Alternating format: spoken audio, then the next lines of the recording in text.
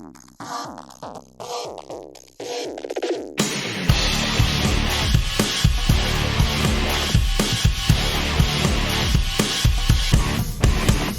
everyone, and welcome to another action-packed episode of 100 Things We Learned from Film. I'm one of your hosts. My name's Planty, and I'm a body snatcher. Oh, and I'm John. I'm the jock. You absolutely are. Yeah, you quarterback prick. How you doing, mate? I'm all right, mate. How are you? Very well indeed. I was going to say it's gorgeous outside, but it's pissing it down raining just now, and it's still red on. Man, Well, I would have had my taps off, but for the very first time, we are recording in video for our patrons. So if you are listening to the page, the only fans, only fans, only pals, more like. So if you want to see John's beautiful new kitchen behind him, and potentially some Colin Robinson later on, as he likes to jump in, and my big fat face, then you can get involved by giving us £1 a month. It's not going to be a permanent thing, but we're going to throw it up completely unedited, so you get to hear what a fucking pig's ear John just made of the preamble. Anyway, it is what it is. 1998, John. What was happening that year? Well, loads of stuff was happening that year, and I'll tell you what it is. Oh, I've lost my facts. Hang on, we'll edit that bit out. Can't edit any of it out when it's the video. So patrons are getting all this. That's fine. That's fine. They deserve to see it. To be fair, I think we've done 1998, haven't we? But I'll go through it again. Oh, God. Loads of crackers. The Truman Show. I know you That's love good. It. I know you love it. I know you love it. Ronin. Robert De Niro. I maybe need to watch it again. I saw it on a plane. I wasn't on board with it. I just didn't like it. Snake Eyes with your Nicholas. All right, yeah, very good. Nicolas Cage. You've done a few of them, didn't you? City of Angels, biggest pointless film I've ever seen in my life. Nicolas Cage or The Crow 5. Patch Adams. Oh Jesus, yeah, because cancer can be cured with laughter. Exactly. And you know this. And Fallen, which is a bit of a weird one. I remember watching this with Denzel, and it's about a sort of murderer that sort of goes between bodies. Nope, you have absolutely lost on that one, mate. What? John Goodman, it's good crack. All right, okay. John Goodman, yeah, I course John Goodman in them. That's as good as it gets, to be honest. Tell you, Meet Joe Black, that was rubbish. Oh, Meet Joe Black, yeah, Claire Filani though. True, and you get to see Brad Pitt getting run over, don't you? Yeah. Anthony Hopkins. Round the horn. Yeah. Anyway, by the by, I saw this in '99, so this got a release in, I want to say February '99 in Australia. I went to the cinema in Australia to see this and had a great time. I think I might have seen this as part of a double bill with the first Guy Ritchie film, Lock, Stock. Which might see as part of a double bill with Lock, Stock, which is pretty good double bill. Yeah. Anyway, you don't, listeners, you don't want to hear about Through the Mists of Time with an old. Yeah. Take him back. Hey everyone, an old man's talking. Should be the alternate name for this podcast. Anyway, right, we're the podcast that tries to learn 100 things. John's got a list of things. I got a list of things. I'm going to talk us through the film. John's going to add some funny bits, and we're going to go from there. Okay, happy to go, big fella? I'm happy to go, big fella. Brilliant stuff. Okay, so we start with Miramax and Dimension Films. Now, we did Dimension Films before, didn't we? Yeah. So we're not going to do it again. But I certainly can tell you a little bit about Miramax Films. Their first film was 1980. It's a good year. It's called Rock Show.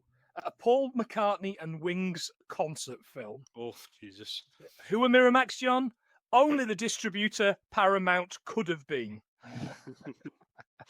Right.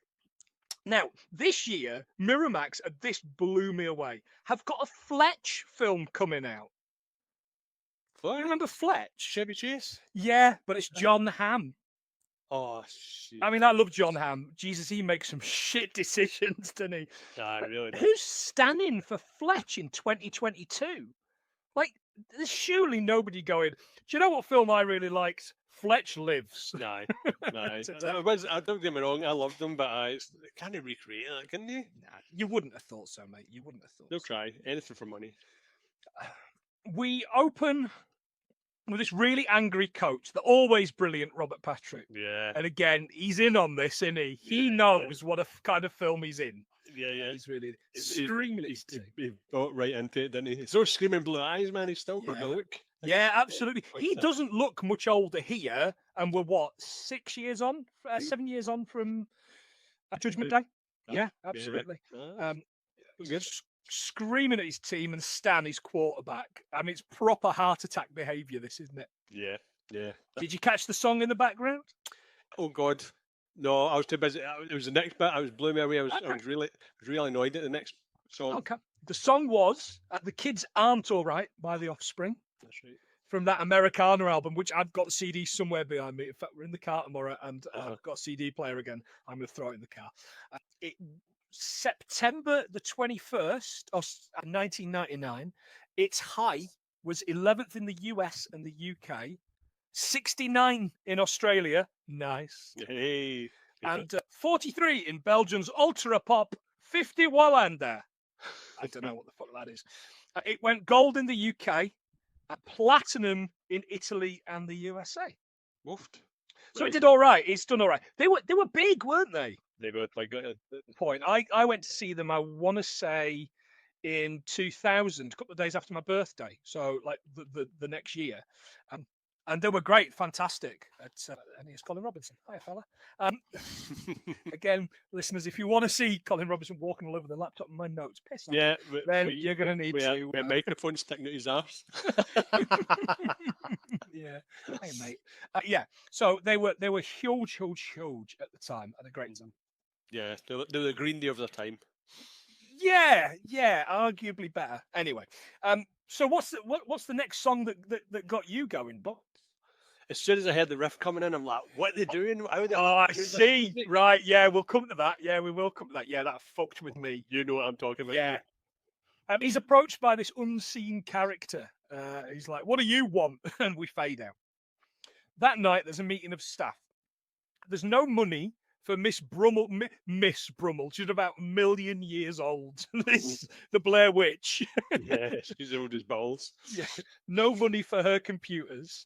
No money for Mr. Tate's trip to NYC. Now, Mr. Tate, the actor that played Mr. Tate, we have seen in a number of things, but on this podcast, he was the opposing cop chief to Brian Cox's cop chief. Yeah. Yeah. Oh, yeah. Johnny Chimpo. Yeah. Brilliant in this as well. And Yeah. again, I know I mentioned it every time, the bad guy in Masters of Illusion. Oh God, yeah. Yeah. Yeah, I forgot about that actually. Yeah, that's who's the good guy? Who's the good magician in that? Scott Bakula, isn't he? Is it Masters of Illusion? Or am I making that up? Is that That's it. called? No, as long as it's no Masters of the Universe, that's a total. No, that's a very. But the bad guy, that's Skeletor. It's Frank. Yeah. Yeah. Anyway, and they can't get this money. He wants to take them to New York, and Mrs. Olsen wants to do a musical, but there's no money because I'm sure the football team will get their kit. Yeah, and she's like, they will get whatever to Whatever they want. town. You've seen what it's like on a Friday night here. Principal Drake, maybe Newworth, by the way. You know who she is. Mm-hmm. Yeah. Big fan of Cheers. Yeah, Lilith. Lilith, yeah, brilliant. Foxy as fuck in this, by the way. Yeah, I was quite. What? Actually. Yeah. With the pale complexion, I was like, No, it does it for me, mate. No, it does it for me. 'Cause you're Scottish, it's got to do it for you. True. She said, my hands are tied. So no guys and dolls. Use last year's set from our town. Now, a couple of things. Guys and Dolls was a 1950 Broadway show by Frank Loesser. It won the Tony that year and got a film version in 1955, starring Frank Sinatra, Marlon Brando, and Gene Simmons.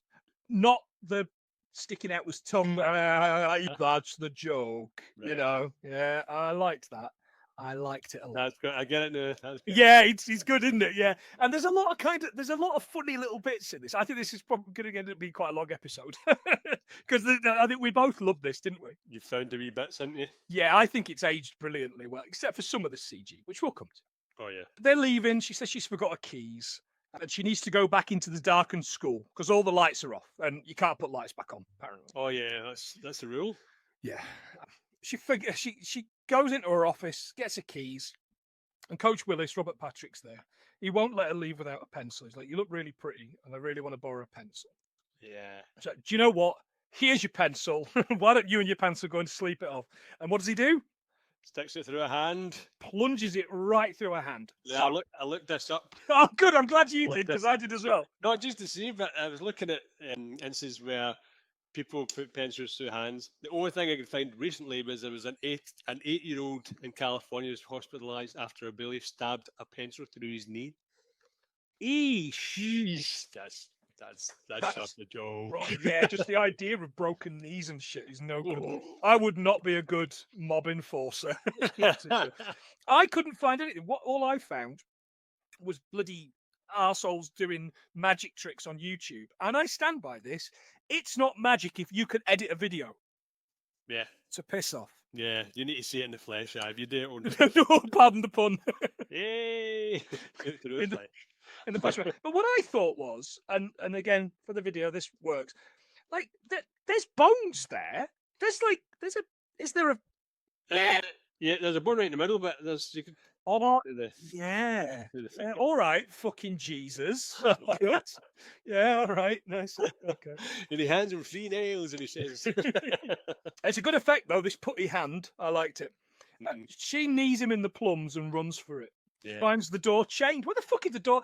The door's chained out of nowhere, and you kind of like, how's that happened? We can kind of guess in a moment or two. Yeah.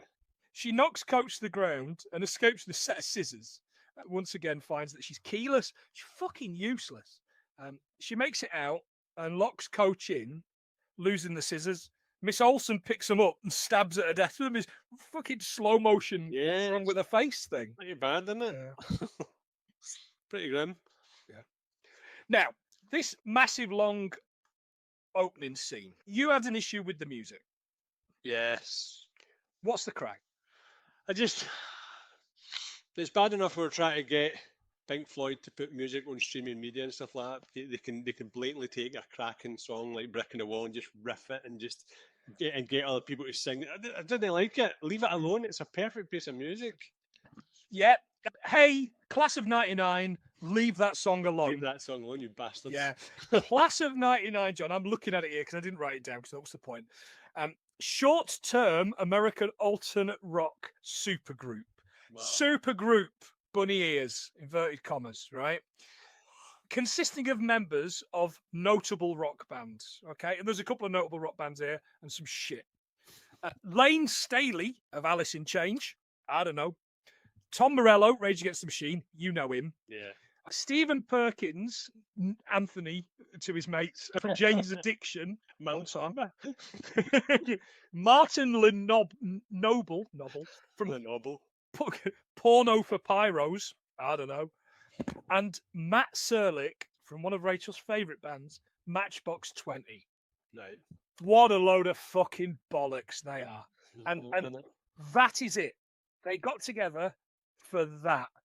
They just came and ripped off a cracking. Mm-hmm. Yeah, and in fact, it's so good. Such a good song, John. I managed to get some facts about Of course you did. it. Another Brick in the Wall Part 2 is the one that we know of the Yeah. 3 parts. Written as a protest song against corporal punishment, which was outlawed in state schools in the UK in 1986 and private schools in 1998, which explains so much of what is wrong with our current government. Yeah. Nah.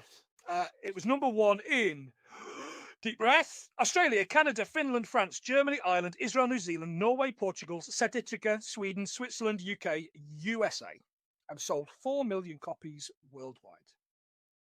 Not too shabby. That's well, it's physical copies, isn't it? Yeah. Well, yeah, would have all been physical copies, but none of this streaming bollocks here, mate.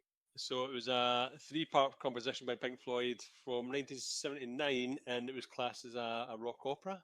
Yeah. I love that. I love Yeah. that. Have you seen Another Brick in the Wall? Have you seen? Is it Another Brick in the Wall? The film? Oh, the Wall. Yeah, big Go. Yeah. It's Horrifying stuff. it was my go-to. It really was my go-to back in the day. I used to love it. Scary, scary shit. A little bit of background on this school, by the way. Harrington High, not real. Yeah, check that. Harrington as a town, also not real. Filmed in West Lockhart, Texas, which is known as the barbecue capital of Texas. Of course it is.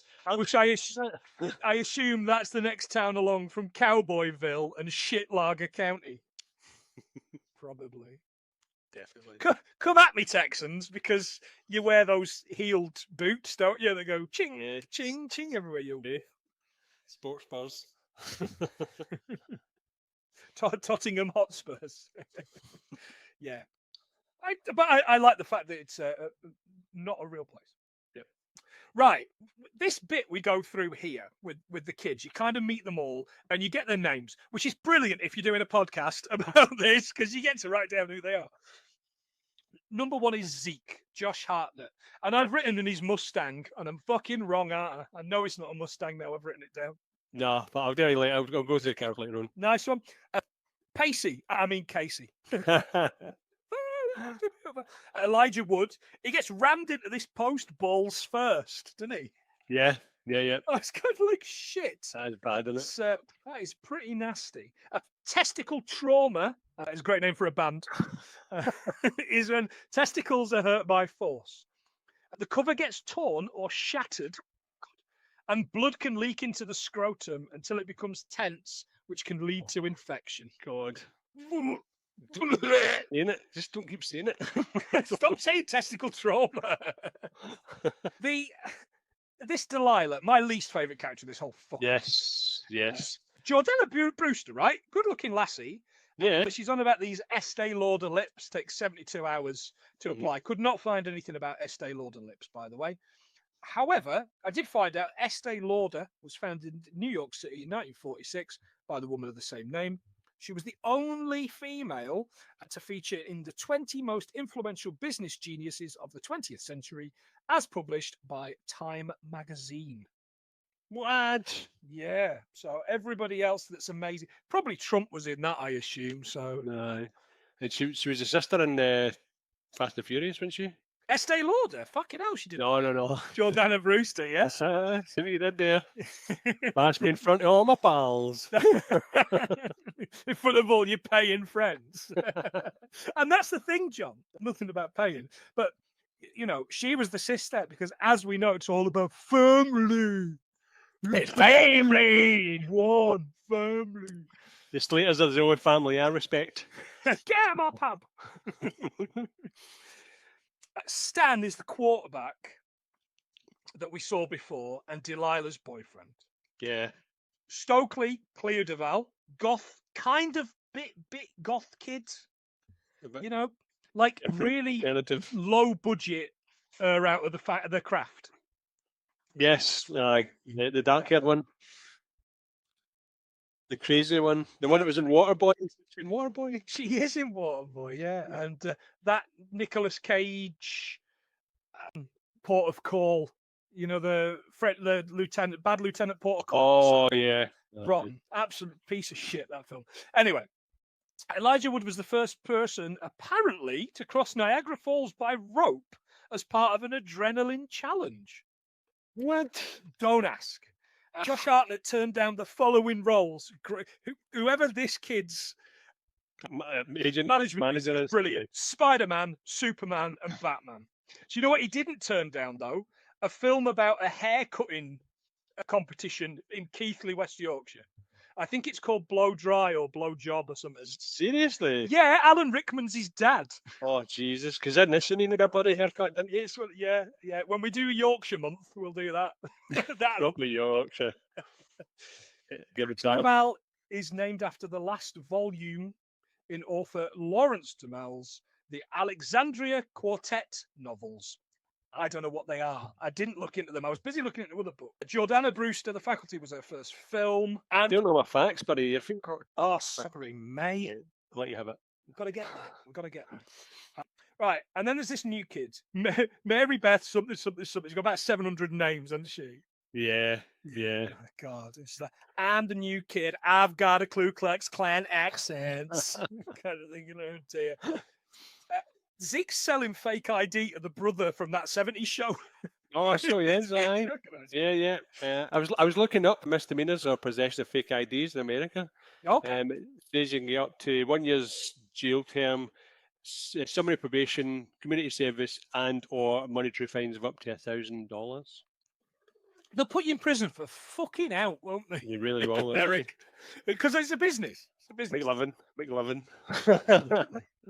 I smoking cigarettes and then everything into just sitting there smoking case. So I'll double check this as well because I was unsure of this. So remember you used to be able to smoke round about hospitals and then they stopped all that. Yes.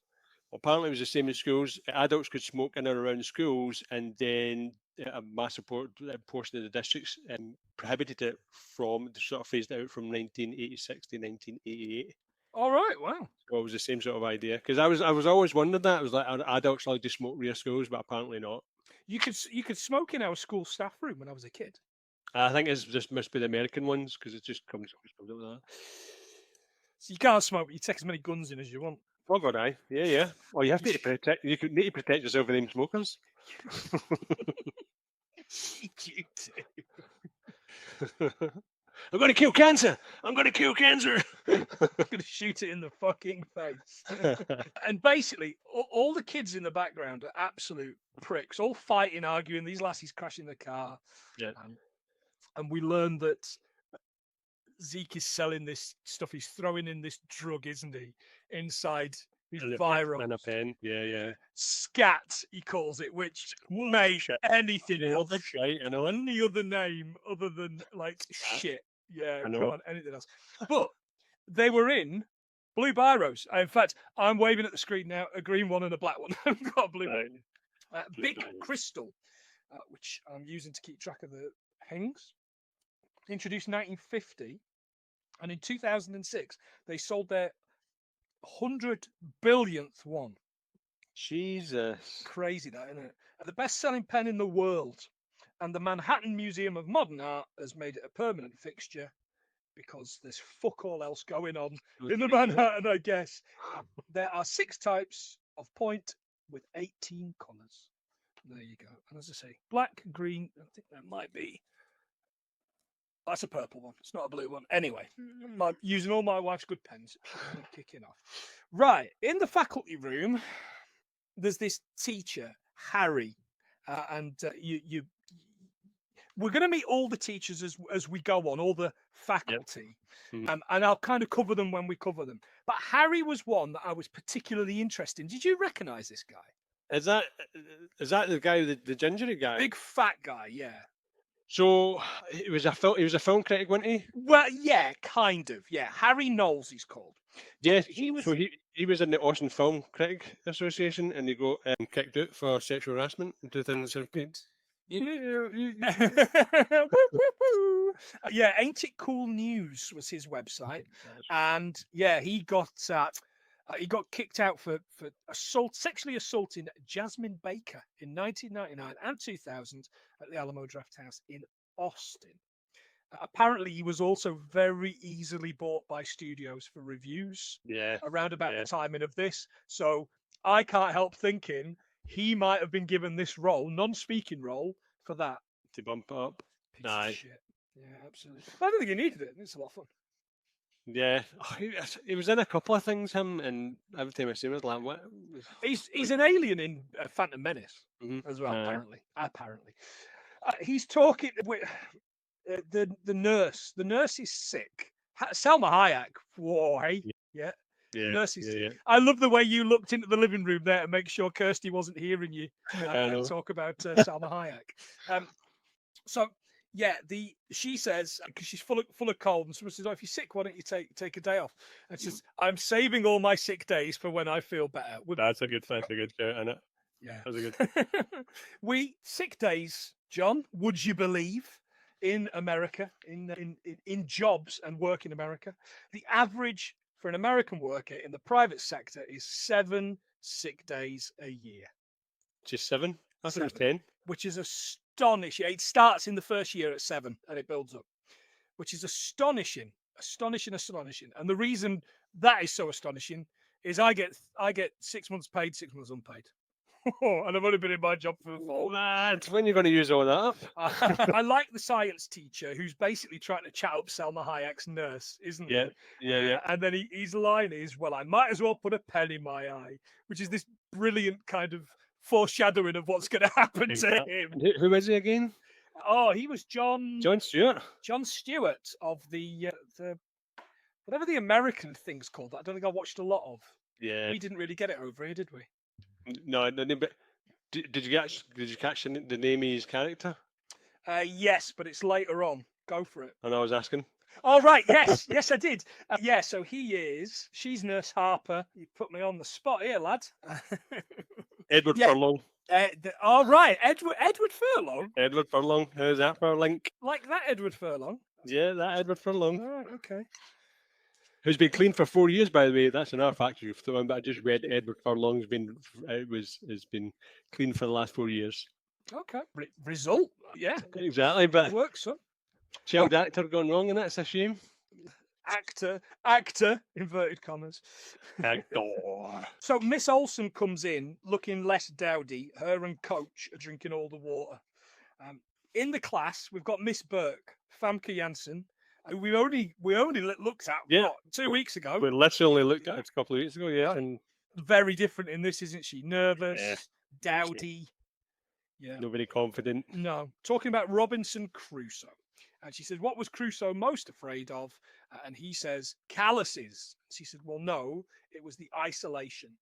Robinson Crusoe is obviously everybody's favourite diluting juice. Mm-hmm. A book by Daniel, don't call me Willem Dafoe, from 1719, and a castaway that spends 28 years on a remote island without a volleyball called Wilson. Well, still makes me cry. Huh? Still makes me cry watching that ball just run away. I was fucking bored. Am I nearly That's got to be at least $17 for that ball. He's rude. He's a smart ass. I'm very clever, you know. Yeah. Stan tells Delilah that he's quitting the team, and she's worried he's throwing away his chance at a scholarship. But also, she's more worried that she's head cheerleader, he's the quarterback, and them's the rules. Them's the rules, yeah. That is the rules, yeah. The rules. You can't break the rules of high school, dickhead. Yeah, he's in a load of things as well. That boy, he's been in loads. I didn't recognise him out of a thing. I'm sure he was in a Weezer video. Oh right, okay. Well, what, him and Fonzie? Little Respect. I'm sure it was that Little Respect. All right, okay, all right. Oh, maybe he's in that loser film. You know that they did. Yeah. Bag for maybe Yeah. in that with God. the guy that fucked the pie and the lassie that got the rose petals on her tits. Yeah. Dan Aykroyd. Yeesh. Thanks to Josh and Amanda Wilson for informing me that the FBS, who are the governing body of schools, colleges, allows 85 scholarships each year for sport. Ooh. Oh, for football. Right. Sorry, for football. It's not many. Not many. So thanks very much for that. That's how I would have got my education. Yeah. Scholarship. We didn't need no education. Oh. Mr. Tate, Daniel von Bergen, as we'd said, Super Troopers, really boring history lesson. Drinking booze from this cup, isn't he? Yeah. And Stan corrects him, says you're meant to be on chapter 5. Mary Beth approaches Stokesley at break. She's reading Double Star by Robert Heinlein. Robert Heinlein was a sci-fi writer. He wrote Starship Troopers, previous episode. Won 4 Hugo Awards for Double Star, Starship Troopers, Stranger in a Strange Land, which is the only one of his I've read, and The Moon is a Harsh Mistress. I didn't get that one, but I got the rest, so I'll just mark them off as well. Okay. Delilah comes along and basically says, don't hang around with Stokesley because she's wearing different shades of black, and calls her a violent lesbian, to which Stokesley storms off. Basically, she's a piece of shit, this Delilah. Yeah, she goes from being a piece of shit to being a piece of shit to then not being a character. Yeah, so pointless. Absolutely pointless. Casey's eating lunch alone on the bleachers and finds this insect pod. He's approached by the coach and he says, have you ever considered trying out? He says, I don't think a person should run unless he's being chased. It's a great line. And it's foreshadowing. There is foreshadowing. He's not happy about running. He doesn't think anyone should run. but he's quite happy to walk to fucking Mordor. He really is, isn't he? Isn't He walks at pace, though. He walks at Pacey. I mean, Casey. Yeah, he does. Yeah. Power walking, power of the ring. Like Harold from Neighbours. Merge. In the science class, Casey approaches Mr. Edward Furlong with the pod, while Stokesley tells Mary Beth she's not gay. She just doesn't like people, and that's her way of keeping people away from her. Because in 1998, apparently people didn't want to hang around homosexual. Aye. Or anybody. Yeah.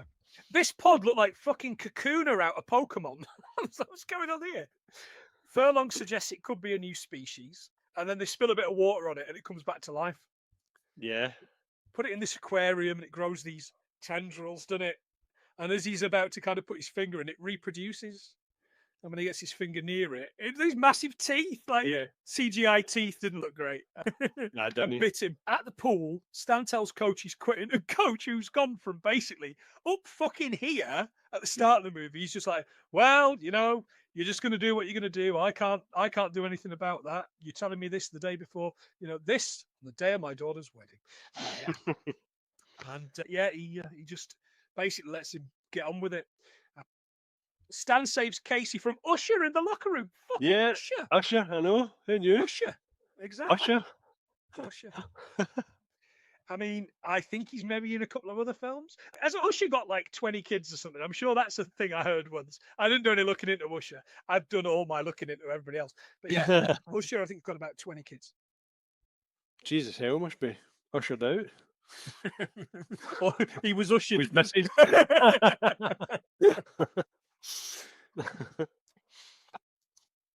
He heads into the shower. I noticed he'd got some soap on a rope. On a rope, yeah, I thought myself. It's kind of.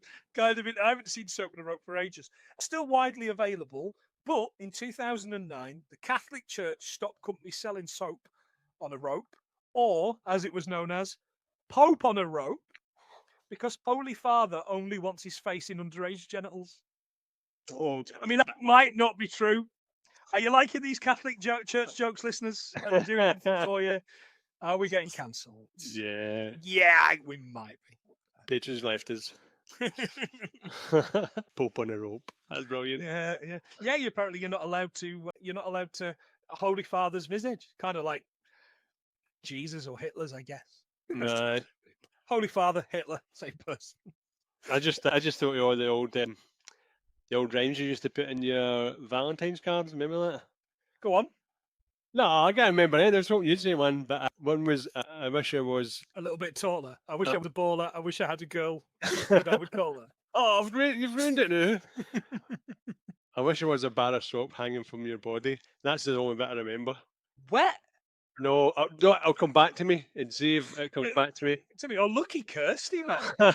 Fucking, you remember it in time for Valentine's Day. Roses are red, soaps blue. Soaps up your ass.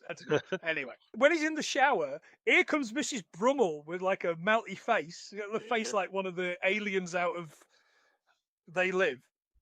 And she's just going, they want everyone. I can't breathe. And he grabs her, like hugs her, and scalp comes away in his hand. Just slops all the foliage he's slopping on. God, yeah. Fantastic.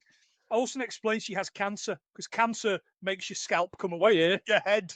Well known fact. And at Zeke's car, he's selling this VHS of Nev Campbell and Jennifer Love Hewitt fully frontal naked. Now, of course, me being me, I had to have a little bit of a look to find out what that could be. The only thing Nev Campbell and Jennifer Love Hewitt are being in together is Party of Five.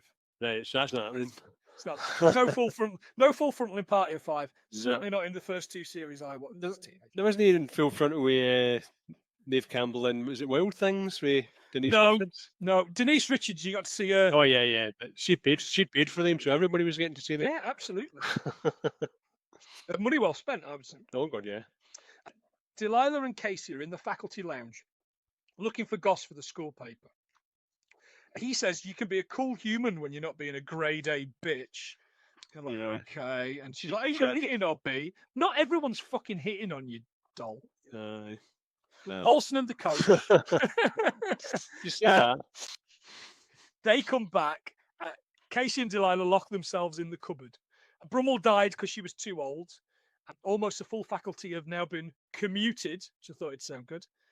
Here's Nurse Harper. She's still sick, so we know that there's something wrong with her. They grab her, knock at the ground, and spit this bug into her ear. I was like, in the cupboard, the kids find Brummel's corpse and then burst out, not Robert Patrick. And this stunt double, it was blatantly Robert Patrick they knocked to the ground, and this old lady stunt double they knocked to the ground as well. They're running away. Casey slips over, and Delilah keeps on running because obviously she can be pretty cool when she's not being a grade A coward. She's a bitch.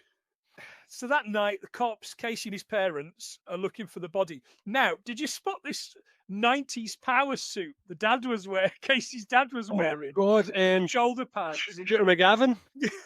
He was. Does it look like him? Yeah, is that right, Sam? Yeah, that was him. Okay, very good. I think he. I think he thought he was in.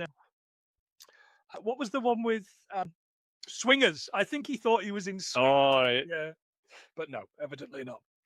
They go in with the cops, and they find Resuscitation Annie in the closet. Which yeah. This thing that I've never had to use because I don't think we ever did this at school. Don't know if you did. Yeah, I think we did it in first aid, but yeah, never in school. Yeah. Resuscitation Annie, developed by Norwegian toy maker Asmund Ledrell and Peter Safer. God. Yeah, and absolutely freaky looking fucking thing. Organ in it. They explain that they also hurt the nurse and said, no, we didn't. She's epileptic and she suffers from grand mals. Grand mals are seizures. They last only a matter of minutes, but can be so severe they cause the victim to harm themselves during. Today, they're known as tonic-clonic seizures, which I think sounds like something you clean your arsehole out with. I know, it's like, Jesus. As an hour, I'm a factory stealing off me. Oh, what about cleaning your arsehole out? No. But that as well. Okay. They force the parents take him home after Drake's taken this cop into the office, and he comes out like subtly changed. So yeah, you get a hint of a wink as if. Yeah. I'd alien wink. They get him home, and they say, look, no phone, no internet, ripping out this physical modem. Yeah. No internet. Yeah. No music, so they took his ghetto blaster instead of the. And she's going, the porno under the bed. The Pornhub. The Pornhub. And it was Boobs magazine. Yeah. Not a real magazine. I googled that, but just got a lot of boobs. Lucky you. Yeah. But then he's got a printer, didn't he? He's got a wee tiny printer. Yeah. Never seen that in my life. No, I had no idea. And then for some reason he does something and he's got this walking. Like, what was that about? Like this walking Meccano animal thing? Didn't make any sense. And then he jumps out the window. He spots the faculty and then slips off this fucking veranda thing. Yeah. And his dad calls him in, but the faculty aren't there. You know, his dad was still holding the boobs. Oh, was he? Yeah. Yeah, so there he was. Then we see the kind of the blind coming down, and it's the outline of one of the teachers, isn't it? Yeah. One of the faculty. Oh, so they're going to get mum and dad. The next day, as they drop him off as dad drops him off at school, dad and coach are talking. Delilah grabs Casey. She's got glasses on and her hair tied up.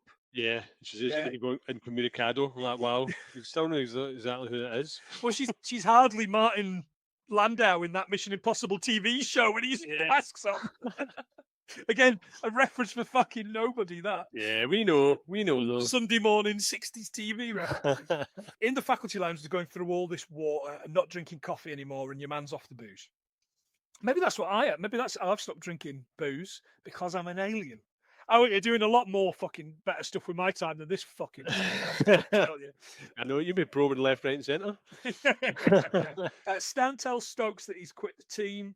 Explains that he got an A on biology instead of a D because of his winning arm, because he had a good arm. Stokesley's been watching him, following him, and he says, I want to be a D student. I deserve that D. I love the D, is not quite what he says. Yeah. As well. Mr. Tate says he wants a living history of the family. Stan's like, is this going to be on the test? And it's just this line of, this is the test. And it's this manical line No, was in it. from a fantastic character actor, R.I.P. There's a queue of kids waiting for an ear exam in a class, and the police are helping. So it's all starting to look a little bit shady now. Yeah.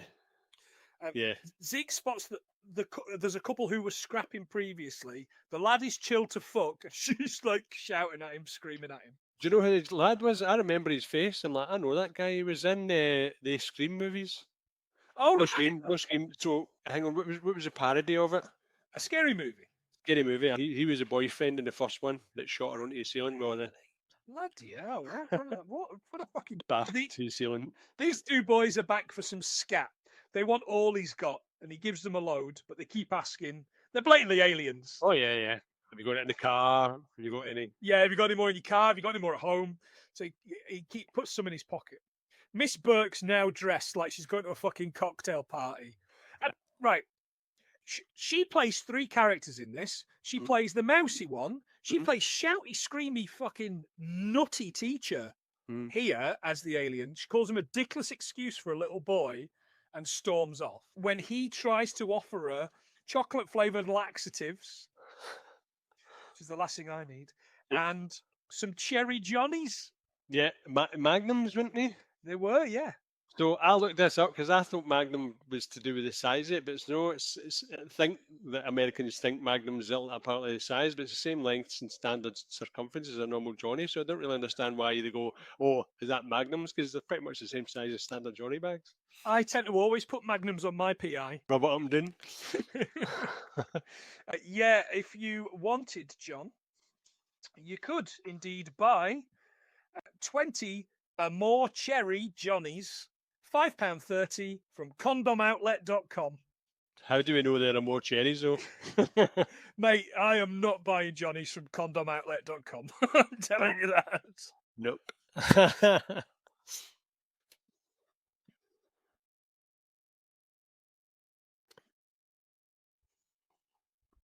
Casey explains to Stokesley what's going on, and she said it sounds like pod people from the Body Snatchers. Yeah. Body Snatchers are a rip-off from The Puppet Masters from Robert Heinlein. Which one's your Body Snatchers film, John? The one Leonard Nimoy and then Doris Ireland. Okay. And that was the dog with the person's face was just freaking. Yeah. That just that the fact that it's kind of like. Yeah. Just the fact that he just points at her. Yeah. It's like that screeching noise. It's absolutely horrific. I mean, I'm sure I will watch it again at some point, but I saw that probably as a teenager. It scared the shit out of me. It was quite scary. I prefer the 50s one. You know, where at the end he looks in the wagon and it's these fucking prop pods. I love that. And that's so cute by today's standards. It was just, even though it was the subject was quite horrific, it felt quite homely and nice, didn't it? Yeah. This bit ripped my fucking knitting, by the way. Casey explains he thinks film directors are aliens, setting us up for a proper invasion. Spielberg's E.T. and Sonnenfeld's Get Shorty. Oh, sorry, I mean Men in Black. And I'm kind of like, yeah, okay, I get it. That Robert Rodriguez is kind of going, I'm a director. I'm talking about film directors. Give me a fucking dump truck full of cash to make more of these. Yeah. Nah, no, totally. Totally when he was saying it, was like, ooh. The whole gang head to science class to see the creature is now gone. Casey explains his theory on aliens. Zeke and Mary Beth head to the lab stalls, which is the next room across, which is where he gets his stuff for scat. And they're about to snog to Garbage's Medication. Yeah. Which I know that song very, very well. Off 2.0, which is the Garbage album of the same year. It's not a single. I always thought it was. Number 1 in the UK and Iceland. But nowhere else. I like that album. Good album. It's a great album. Their teacher comes in and... Oh, Jon Stewart. Yeah, Jon Stewart comes in, but not before Zeke's come in trying to make a twat of himself, pretending like, dying or whatever they've heard. And Casey explains that he thinks that they're aliens. He attacks them. Zeke rips off this blade, Slave for the guillotine thing. yeah. Slices off his fingers, which looks great for a second, and then you see the fingers crawling across the floor. Oh yeah. CGI different, isn't it? Ray Harryhausen's crying. And then they smash him in the eye with the I've written shat pen. The scat eye. Yeah, shat now, which basically melts his face. Yes. And again, it's back to what he says. I might as well stick a pen in my eye. Oh. Yeah, he knew it was coming. Yeah. And this is a bit Stokesy said, isn't this the bit where someone says, let's get out of here? Stan, let's get out of here. Casey grabs the wee Kakuna thing and they head for the car. Mm. Everyone's acting calm and weird and starey as they kind of head out. Yeah. But they get out dodging the car. There's nothing on the radio and like a polished roadblock, isn't there, that they steered away from? Yeah, it was just like the Truman Show. It was a little bit like the Truman Show. Yeah. White Beetle! That was good. They get to his place. He's got an apothecary in the garage. Yeah. Like something that he's turning fucking lead into gold or something. I know. It's an episode of Friends. Yeah. He's rich and a prick. And he's been grinding up caffeine pills for scat. Yep. I took a lot of Pro Plus in college. I think everybody did. It was the way forward, wasn't it? It was, yeah. With coffee just for that extra kick. That's right, yeah. Just because you'd done a full day at college and you were going out that night. Yeah. There wasn't any such things as an energy juice. Like, wasn't any like Red Bull for one of it? I didn't like that. Lucozade Sport because it's isotonic. Yeah, it is. Used to say, yeah, isotonic. We find out that he owns a gun, which is basically Chekhov's gun, maybe. And he cuts a bit off the pod and puts it in with Oscar, the white mace.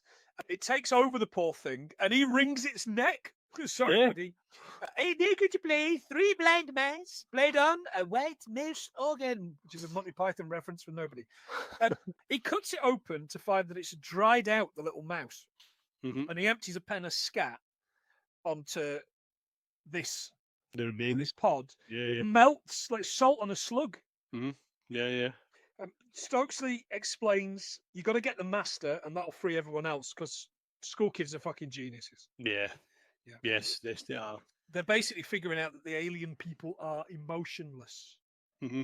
So they're puppets. They're just puppets. It's a puppet, master. They argue amongst one another. Any one of them could be an alien. Zeke's solution is for them to snort a biro. Right. So this is obviously a homage to the Thing. Yes, 100% like that scene out there. It's not an homage. It's fucking robbed. What, do you think so? 100% robbed off this thing, isn't it? Yeah. I went to school with a lad who put biros up his nose. He lays tarmac for a living now. So. Oh, really? Just showed, didn't it? Yeah. Casey takes it and starts giggling because caffeine pills do that. Oh, no. It was quite a wee cackle as well, wasn't it? Yeah. What the hell? Little radio flyer. Stan grabs the gun and threatens Zeke, who takes it, and Stan does the same. Stokesy says, I'm not putting up that on my nose. Zeke says, aliens are taking over. Weigh it up. That's quite a good line, actually. Delilah and Mary Beth are the last two, and they won't do it. Mary Beth claims to be allergic to aspirin. There's no aspirin in that. She does it, tips her head back and snorts. Delilah doesn't, and we get to see her with all these crawly things, which look good. Casey grabs the gun, but won't shoot her. Stokesley does, misses, and Delilah basically smashes up this drug lab. Yeah. Throwing herself about. She's forgotten how to walk. And then she jumps in the waiting school learning car, being driven by Mr. Tate. Yeah, no. What is going on? Oh, very orchestrated. It's like as if they're speaking to each other through some say a hive mind. Of course. So they head back to the school, which is Friday Night Lights. Yeah. This huge crowd at the game with the fart rock version of Another Brick in the Wall's back. As far as the team goes, they're called the Hornets. I spotted they were called the Hornets. Yeah. There's only one team. Oh, no, Charlotte Hornets. Charlotte Hornets, yeah. That's a good team. Bit of the basketball, isn't they? Basketball. Yeah. Hornets are the largest of the wasps and massive fucking arseholes. The Asian giant hornet stings cause 30 to 50 deaths annually in Japan. What? Yeah. Would you believe it? I wouldn't have to believe it. No. And of course, all American football teams have got stupid names. So, John, with that in mind, I want you to tell me if the next 7 ones that I mention are a football team Oh, or a right. shitball team. Right, All right? okay. Football team if it's real, shitball team if it's not. Didn't really figure out the title, so, whatever. Number 1, the Minnesota Gophers, eh? The Minnesota Gophers. Shit, eh? Oh, it's a team, eh? Oh, what? Yeah. Number 2, the Maryland Terrapins. Not shit, eh? So it's a real football team. Uh-huh. Yes, correct. It's a real football team. And number 3, the Chicago Outfits. Shit. Correct. It's not real. I made that one up. Number 4, the Wake Forest Demon Deacons. No, that's got to be real. Fucking right it is. That's cracking. Yeah, shirts. Number 5, the Kingston Kongs. Oh, God, aye, that's got to be true. Nah. Oh, mate, that's a good name. Let's get that team made. Number 6, the Martha's Vineyard Seamen. Shit, eh? You're right, it's shit. Made it up. Number 7, the South Carolina Gamecocks. True. It is, yeah. Well done, John. You got. Always game for a bit of cock. So while this is going on, it's funny while you're talking about hornets, I've picked up a wee thing about bees. Okay. Because they're saying, oh, if we kill the queen, then everybody go back to normal. So I for some reason, I looked up queen bees and see what would happen if you killed a queen. Okay, so that's what I got. So unfortunately, a queenless colony cannot survive for a sustained period. According to scientists, an absent queen bee affects the behaviour of the worker bees, and they become aggressive. Worker bees may continue to lay eggs, but because there's no queen to fertilise them, they're all drones instead of workers. All right. Who knew that? Well, scientists, obviously. That's pretty cool, man. Well, no cool. No noise. Bees, don't kill. Means no bees. Don't kill queen bees. Don't kill any bees, please. All through the game, the team are putting bugs in the ears of the other team and the tackle. It's good, this bit. I really like it. Robert Patrick's doing amazing facial work. Oh, he's brilliant, isn't he? Yeah. Oh, yeah, fantastic stuff. It really was like Henry Winkler in The Waterboy, though, wasn't it? When he was Yeah. In the gym, Principal Drake's here. Oh, by the way, Principal Drake, the first person approached me, Principal Drake. Did you see this? No. That was Gillian Anderson. Oh God, yeah. Sorry, yeah. She Again would have been a great choice. Yeah, no, I think she would have been great. They tie her up because they're certain that she's the queen in this badminton net. Tell her she needs to snort the thing. Like, she's not going to do it, so she won't. So Zeke shoots her between the eyes. Yeah, just out of nowhere. Blammo!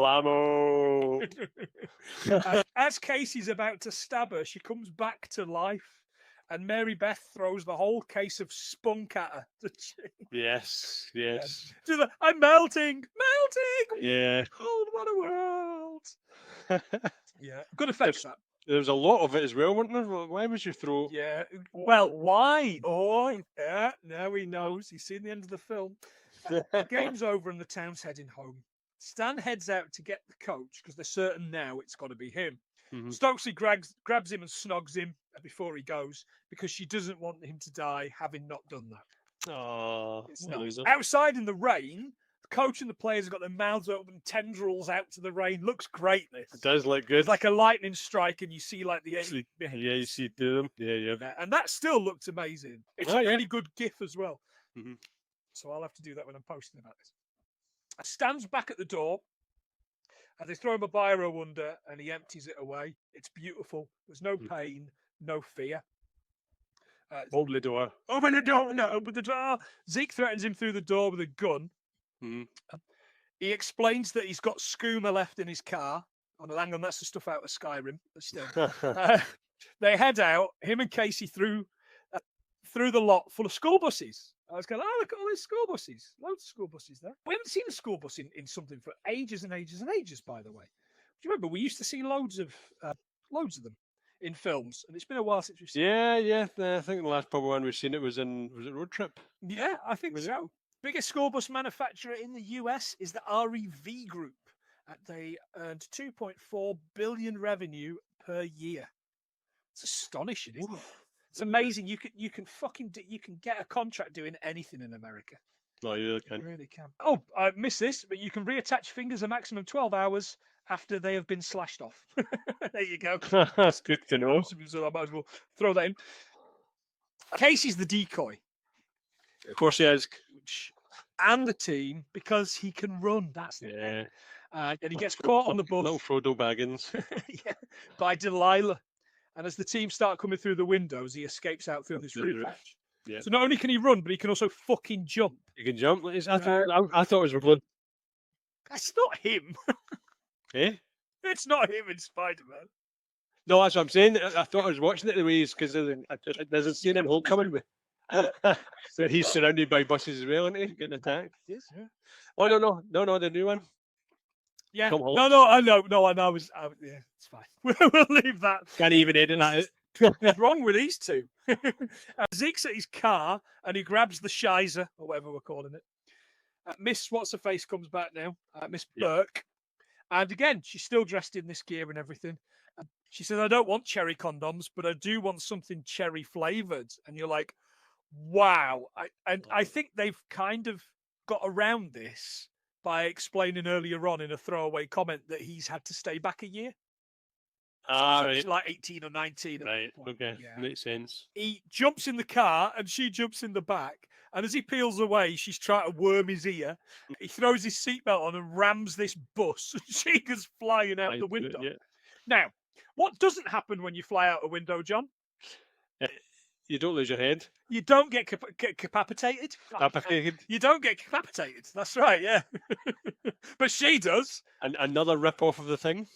Very much so, yeah. And it looks like fucking garbage. Oh, it's rubbish. Because they don't have her talking or anything. They just have this They don't even have her looking at him. She's photograph of her face, isn't it? Yeah. Photograph of her face. Like, going along. piss off. Not even moving eyes. It's just, it was garbage. It was Run.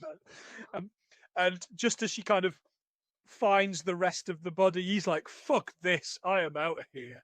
Yeah. He was obviously that unimpressed with the FX. With the FX, exactly. Yeah. In the gym, Mary Beth and Stokesley are talking. I know you're proud of being the outsider, but aren't you tired of being something you're not? I know I am. And then she gets all wavy arms and Oh, she does indeed, yeah. fucking licorice whips her. Because turns out she's the massive squid. Turns into this huge fucking squid thing. She chases Stokesley and the just arrived Casey into the pool.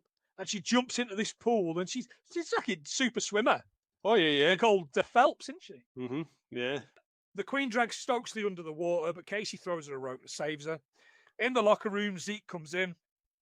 Stokesley calls out to him, but Mary Beth also calls out to him as human Mary Beth. Yeah. Naked with no nipples. Naked with Photoshop nipples out. Answer me this: why are you naked? It's quite good. And he takes Stokesley's side, but it turns out Stokesley's got squid snogs. Yeah, so she does. He locks her in this equipment cage. Casey's made to take some more of the fucking skank by Zeke, who then gets thrown across the locker room and knocked out. Mary Beth's calling after Casey, explaining her world was endless oceans till it dried up and she escaped. She wanted to make Earth very much like home, a part of the same one feeling, one mass. Mary Beth becomes a true form and chases him into the gym. Now, I love this because he sets this bleacher to retract. That's a good shout, isn't it? Great strat. And then nearly gets fucking caught himself. Aye. But it just so happens that he's a really strong, athletic nerd. Oh, God, yeah. Yeah. So he kind of runs out. Just as it gets caught, he stabs her in the eye and she spits jazz. I've written jizz tadpoles here in his into his face. Which is a good. At least they use practical effects, so that was the. Yeah. They fall out as she dies. He heads over to Stokely. She's alive with some dead ones next to her. And we get one last jump scare as Zeke smashes on the batting cage. Yeah, he's thinking, do we really need that? Do we really need it? No. 1 month later. 1 month later. And just because we're doing fucking show not tell, sorry, we're doing tell not show, in this. We've got news reporter going, it's a month on since the... Oh yeah, Gail Weathers. This is Yeah. Gail Weathers. Gail Weathers. Zeke's on the team, and fucking Aye. Joey Miss fucking Burke's watching from the bleachers. And how did he light up that fag so quickly? Yeah, What the fuck? and he said he gets put out that cigarette and get back on the team. Like that would surely get you fucking kicked. Oh off god, the yeah, team. yeah. These reporters are doing a news story. Stokesley and Stan are winching. It turns out Casey and Delilah are a thing as well. Yeah. And he's Time Magazine Man of the Year. Things sure have changed, haven't they?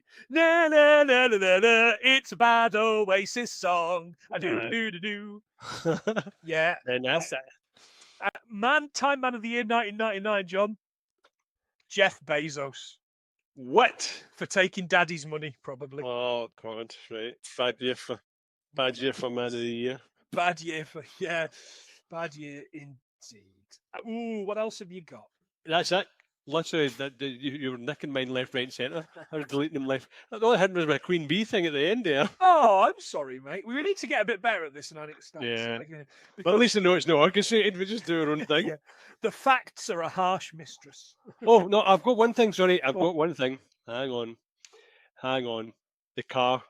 Oh, yeah, so you do. We both love the car. So it is a 1970 Pontiac GTO. Nice. Sexy machine. I'm absolutely astonished, John. You didn't have the gun. Oh, I think we've covered the gun. It's not like you to not have the gun. Well, we have, but it's a Colt Detective Special. Aye, yeah. I've done it before, but there Yeah. it is. I'm putting it on. And it's only because I remember seeing it going, I know that gun, so Smashing.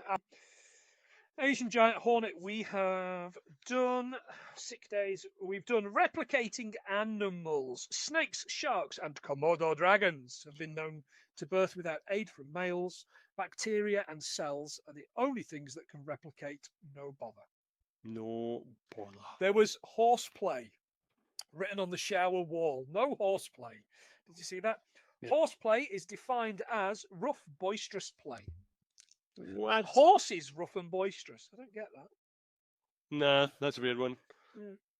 A couple of facts from the back of the making of the film.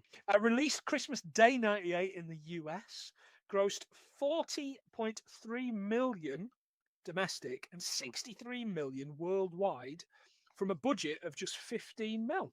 That's decent. Zeke is the only character not to get infected throughout the film. Mm-hmm. Oh yeah, so he was. Yeah. Tommy Hilfiger provided clothing for the film in exchange for the cast to feature in an advert. Mm-hmm. That's a good one. Well, they're all good ones, aren't they? If you don't know them. We've got Outtown. We've got Gillian Anderson. Oh, the tattooed girl Mary Beth asked where the office is Robert Rodriguez's sister. Ah, right, okay. Jessica Alba was considered for Delilah, but she was too good an actor. I added that last bit. Sherilyn Fenn was Rodriguez's first choice to play Berg. This Oh god. Sherilyn Yeah, I've not heard about her in ages. Fenn in a while. Yeah. And that is Usher's debut film. Right. There you go. That ushered him in to star in other films. Oh, it's been another. How do you think we got on? God. 72. Oh, little bit higher. 75. 76. Yay! Not bad. That's all right, actually, because I'll be honest with you, as I was going through my facts, in my head, I'm like, he's got this, he's got this, he's got this. So, I had a lot. Yeah, we doubled up a lot, didn't we? Yeah. And to be honest, it is a good film, and a lot of the things you pick up on, you really do hone in on, because there's a lot of specific things that they say. So that's the only thing you pick up on, to be fair. Absolutely, absolutely. We have got a lot of patrons to thank again this week. We've got new ones as well. Newest patron, Ian McComish, all-round nice guy and long-term pal. Thanks, Ian. Rachel Plant, you know her. It's her birthday today as this goes live. Happy birthday, Planty. 50 again. How many years has that been that you've been saying you're 50? I am going to get bad for that. That's fine. Yeah. Nigel Davis is the owner of Wonder Emporium. He does accessories for tabletop and mini games. Get him on Facebook by searching for Wonder Emporium and buy a lot of his shit. Dan Belson, he's the red half of the Be There with Belson podcast. And Gavin Belson, he's the blue half of the Be There with Belson podcast. Aaron from Z1. Yeah, don't kill the queen bee. I wonder which one of those two is the queen. Lads, you tell us. Aaron from the Z1 podcast. It's an audio drama about love, life, the undead, and hamsters. You can keep that, by the way. I wrote that for you today, Aaron. Joe Higgins. Christ, we know him. Hallmark of Greatness. Weird thing about that. Damn it, Vince podcast. He's back on here in September for an episode. Yay! Phil Fairish, our friend and first ever patron, picks me up on loads of stuff that we miss, but then he does pay for the luxury. Not sure what his excuse was the past 18 months, but hey. Punk from What the Fuck Do You Want? You know him, currently shouting at guests on a Monday. He's also doing this semi-regular chat about Elden Ring with Filthy, which I'm enjoying. Oh, it's made me want to try Elden Ring. Oh, you love a bit of Elden Ring, didn't you? I like a bit of ring sting, yeah. We've got Saz, thanks for your continued listens and support. Mono and Kira from Mono Rants the Boys podcast. They've got season 3 summary episode, which is live now that series is finished. Amazing crack, those two. Really like it. We've got Biggie, comedy genius and fake scouser. Stig, film reviewer extraordinaire, and next week's guest, by the way. Gadget, who's a god tier D&D dungeon master. And they're from Modern Escapism podcast and do Dragon's Doom of Scorched Sheep, which is God tier. Can we handle that? He is God tier. Yeah, Stig is a lot of fun. Let's build him up now. It can come crashing down. Ian from Cult Connections podcast, 3 different media linked by one common thread. Fantastic idea for a podcast. Done really well by a nice guy. He won't like me saying that. Gav McGill, long-term supporter of the pod, long-suffering Falkirk fan. And, of course, Josh Wilson. Lovely man. Terrible impressions with a great couples family podcast. Super fun. He knows a lot about weather in Miami. He does know a lot about weather in Miami. It's just we didn't fucking ask him. We didn't utilise him. I feel bad now. So next week, we will be back with Stig from Modern Escapism and To Dragon's Dream of Scorched Sheep, talking about, Spade, why did you leave Farley with the queen bees? Talking about Tommy Boy. Yeah, I haven't seen this in ages, and Stig's desperate to do it again. I hope it's not shocking. I hope it's not really, really bad, Stig, because that'd be bad crap. John, final words, mate? Guys, patrons, paying guests, thank you for all your cash monies. It's going to a good home, as in production value stuff. And thanks for everyone else for listening. Thanks for the support again, and thanks for your votes. Have you voted for us? So, in the podcast awards, hopefully we'll have won least votes for a podcast. That's the dream. That's the one. That's all we can hope for. Fantastic. For those that are not patrons and were not able to watch, you just missed me windmilling my knob above my head while John did all that. So give us a quid and you'll see me windmilling my very small thin penis above my head from there. Not really, but you will get to see all of this nonsense. Yeah. So until next week, he's been John, I've been Planty, and we have been 76.